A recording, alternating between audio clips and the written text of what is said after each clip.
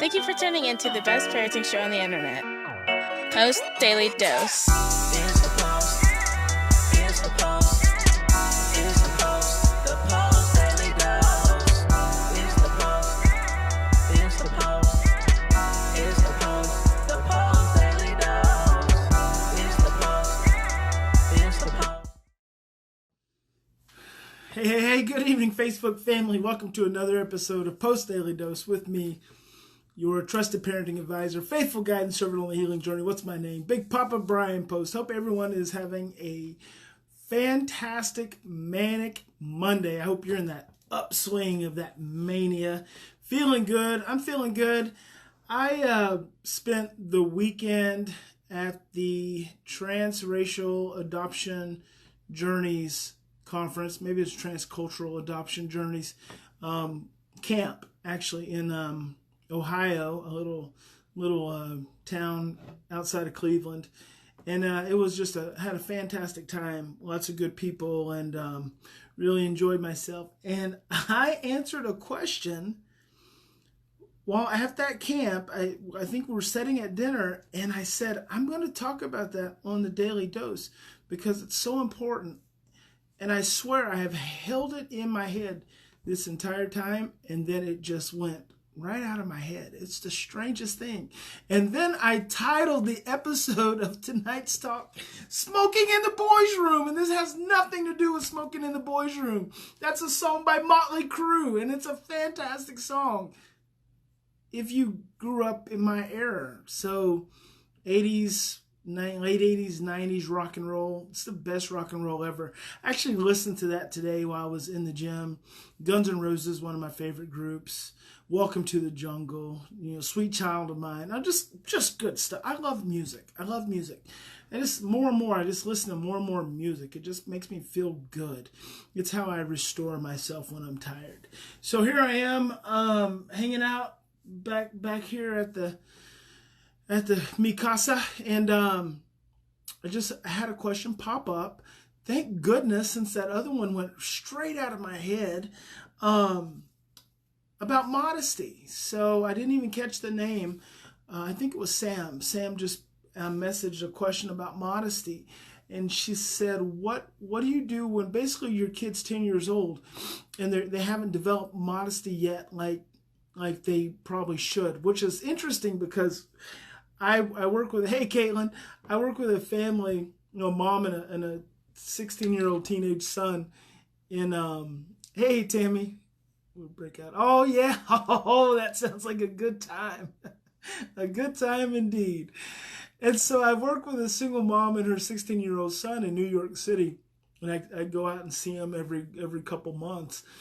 And he's always in his underwear. It's like he's always walking around shirt off, just his underwear, and he's not there's no modesty really at all, and it's completely healthy.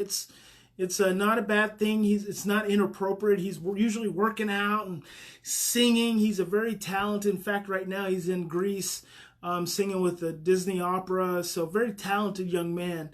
But he's always got his shirt off, and he's usually always in his underwear. And they have housekeepers coming and going, and again, it's not creepy. It's just they just are free spirited that way.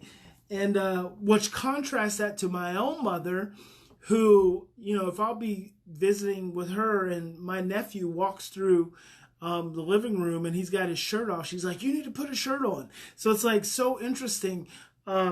Cultural beliefs and things that we have. But this particular question from Sam was about a 10-year-old who's not acquiring modesty yet, or seems to be a little too curious. And so I want to talk about that a little bit, because I think one of the first things we have to take into consideration, especially if you're tuning into the Daily Dose on a regular basis, you're probably raising a child with some level of trauma. And so that always, the trauma experience always delays development. So development is never, on the same spectrum. So he may be 10, but emotionally, maybe cognitively 10, chronologically even 10, but emotionally he's not 10. He's probably like 7. But you start to get to that age where Sam mentioned that she's doing some things in a non-shaming way. You know, one person in the bathroom at a time, or if they go swimming, one person in the shower at a time. Those are all very healthy things. And so the question was, you know, do I teach these things, or do I let them just kind of help it happen naturally? And I do believe it is okay to teach. And especially, you know, I love, you know, the definition of discipline is to teach, not to punish. So when you are trying to teach something in a non-shameful way, a non-blaming way, a non-guilting way, that's when children are going to learn effectively. And in that process, you know, what you're also doing is teaching healthy boundaries. You know, one child in the shower at a time, and this is when you start to get this age. This is not an appropriate thing to do. This is can make people feel uncomfortable, and this is your boundary, and I don't want anyone to make you feel uncomfortable. So I think that that's a very healthy approach to take, Sam. So I think you're on the right track with that. So just keep working with it, and it's probably more than anything, it's just developmental. He's just not developmentally there yet. I mean, Marley, my 15-year-old daughter, soon to be 16 in November, she really came into body consciousness, I'm going to say probably right around 11. So at 11, she started to hit real body consciousness, where before it wasn't an issue. Many of you know that Christy and I, our daughter Marley, has a disability, spina bifida, so she's in a wheelchair. So we've always had to help her with her hygiene, and it was, for me as the dad, was never a problem. I mean, I've changed all my kids' diapers. I don't mind that. In fact, I think it is as a part of attachment parenting for me to be involved. And so it was never an issue until Marley was right around probably, I'm going to say 11 or 12. So you're at 10 right now, Sam, and I'm just going to say more than likely your son's a little bit developmentally delayed and not quite there. He just hasn't quite matched up to where he needs to be yet. So, you know, teach the good stuff, be responsible, keep leading him, you know, keep giving him suggestions and thoughts and ideas. And I think it'll probably develop in a pretty healthy way, and there's really nothing to worry about. So highlights from the weekend at the camp. I actually did breakout sessions on Friday, and then just hung out with all the families on Saturday and Sunday morning. So that was really cool, just to get an opportunity to spend time with parents, transracial adoption parents, and answer questions. And, you know, so many of the questions are the same.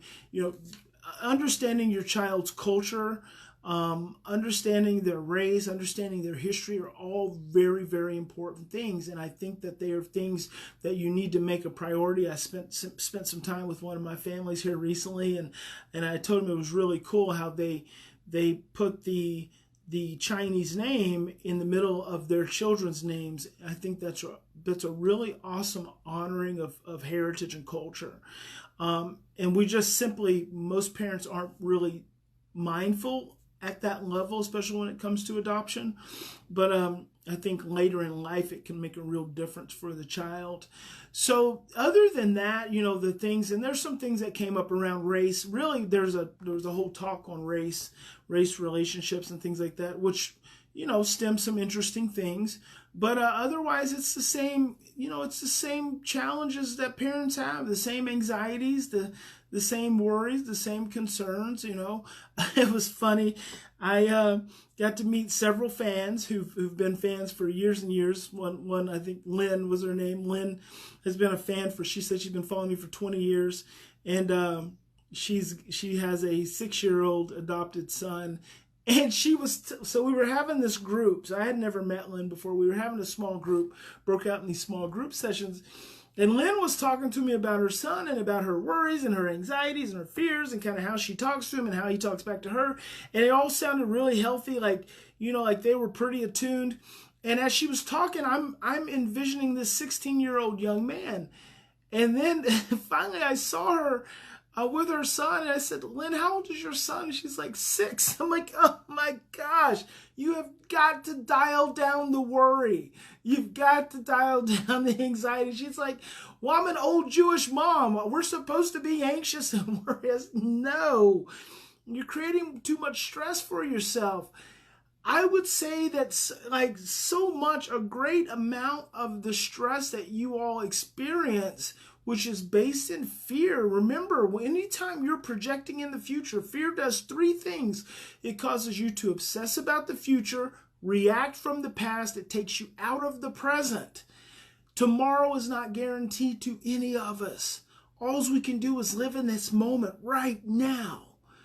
In this moment, right now, it is the only guarantee that we have, and we have to really work hard to be present. Of course, we can think about, next month and things we want to do and be excited about that, and we can think about the future we want to have for our children. Deepak Chopra says, you cannot prevent the future from happening, but you can influence the future from the present. You cannot prevent the future from happening, but you can influence the future from the present. So I really want you to keep that in mind, that the stress and fear and worry and anxiety you create now is projecting into the future. It's framing the future. So calm yourself down. Calm yourself down. Get centered, get present, and trust that you are an amazing, awesome individual, an awesome parent, and everything's going to be okay. So remember, guys, in any given situation, and I hope I remember that freaking question. I can't believe I forgot that. In any given situation, we always have 2 choices.